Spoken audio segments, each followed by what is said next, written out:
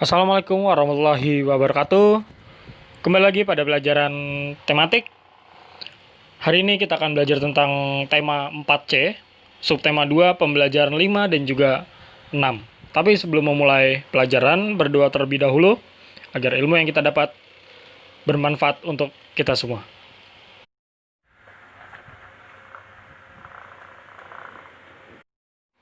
Komodo, orangutan, dan juga badak Jawa merupakan salah satu contoh hewan yang terancam punah.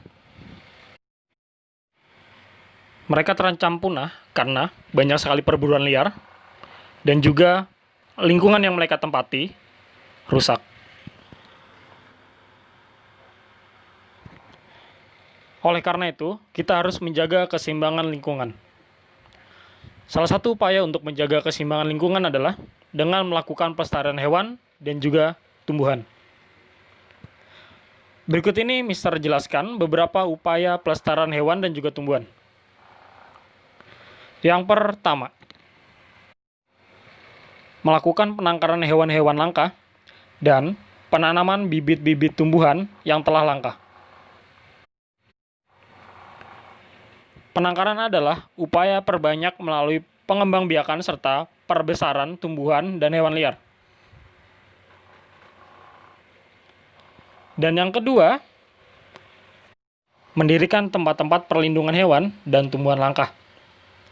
Misalnya adalah Swarga Marga Satwa, Cagar Alam, Kebun Binatang, dan Taman Nasional. Swarga Marga Satwa adalah suatu kawasan yang melindungi hewan-hewan langka yang hidup di dalamnya.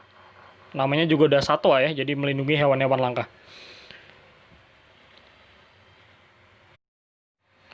Cagar alam adalah suatu kawasan yang melindungi jenis tumbuhan langka yang hidup di dalamnya.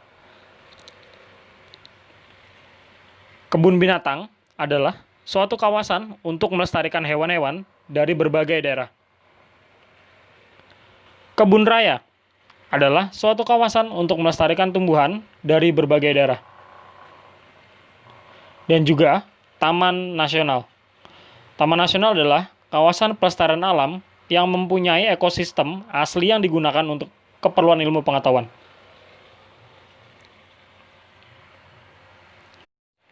Nah, itu dia merupakan beberapa contoh dari upaya pelestarian hewan dan juga tumbuhan. Lalu yang jadi pertanyaan adalah, apa sih tujuannya? Mengapa kita harus melakukan upaya pelestarian hewan dan juga tumbuhan? Oke, berikut adalah ada beberapa tujuan pelestarian hewan dan juga tumbuhan. Yang pertama adalah menjaga keseimbangan lingkungan agar kehidupan di muka bumi tetap berjalan dengan baik. Yang kedua, melestarikan keanekaragaman hayati agar bermanfaat bagi ilmu pengetahuan dan juga masyarakat.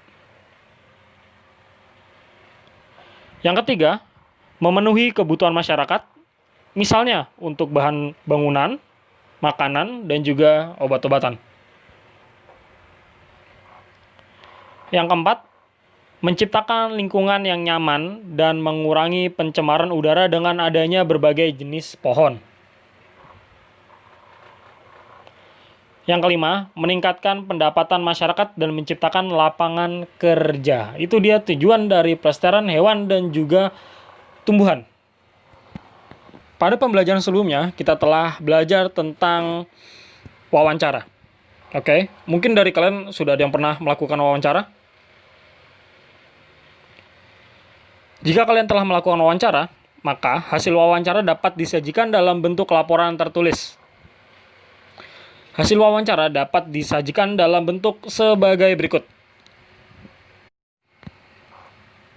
Yang pertama, terdapat latar belakang. Latar belakang adalah berisi alasan melakukan wawancara. Yang kedua adalah maksud dan tujuan. Berisi maksud dan tujuan dilakukannya wawancara. Yang ketiga, topik wawancara. Berisi topik atau tema wawancara.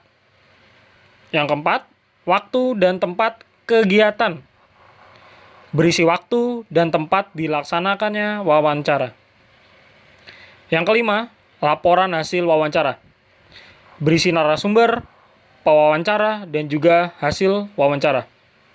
Dan yang terakhir adalah kesimpulan. Berisi kesimpulan yang diambil dari hasil wawancara. Baiklah, berikut ini adalah contoh dari laporan hasil wawancara.